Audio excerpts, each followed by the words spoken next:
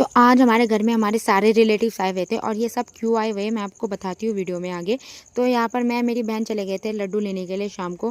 तो हमने लड्डू वगैरह पैक करवाया, उसके बाद हम आ गए थे घर पर क्योंकि हमें रेडी भी होना था। तो हम सबके सब यहाँ पे रेडी हो रहे थे। तो उसके बाद हम निकल गए थे वहाँ के लिए जहाँ हमें जाना था। तो हम जा रहे थे मुंडन में, जो था मेरी दीदी के लड़के का। और यहाँ जाके देखा तो हमारे आधे रिलेटिव तो पहले ही पहुँच गए थे और हमारा शिबू भी बहुत ही ज़्यादा खुश होकर, लेकिन थोड़ी देर बाद इसकी खुशी उदासी में बदल गई थी क्योंकि इसको बहुत ज़्यादा आफत आ रही थी बैठने में, इसको नींद भी आ रही थी। और मेरी सोना तो मेरे पास चुपके से बैठ गई थी।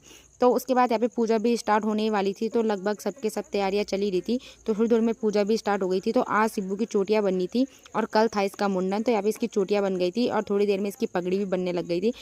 और पगड़ी बनाते समय तो काफ़ी खुश हो रहा था। उसके बाद आया मिलने के लिए सबको।